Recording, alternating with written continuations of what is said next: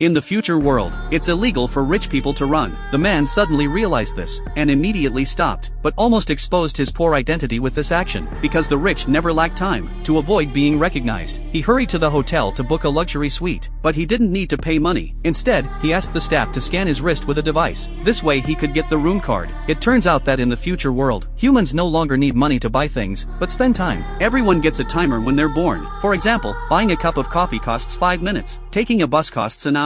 Time can be exchanged with others. You can also earn it by working, but once you run out of time, you die immediately without warning. Just a few days ago, William was still a poor guy, earning a living by working in a factory every day, but the time he earned was only enough to live until the next day, and the factory often cut his wages. This meant William could die at any time. When he thought he wouldn't live to see tomorrow, he met a drunk in a bar. William noticed the man had 100 years on his wrist. This made William overjoyed. He immediately went over to strike up a conversation, but suddenly some uninvited guests arrived at the bar. They were the famous time thieves around here. The kind-hearted William rescued the rich man. They ran for their lives, finally managed to escape the robbers. The rich man was very happy, but William was curious about him, asked why he came to the slums to show off his wealth. Only then did he learn that the rich man's wife had died in an accident recently, and his total assets were a full 100 years. He couldn't accept the fact that he would live alone, so he planned to end his life in the slums. William felt very sympathetic after hearing this. Then the rich man asked William if William had as much time as him, what would he do? William looked at his remaining 18 hours, said he wouldn't waste a single second.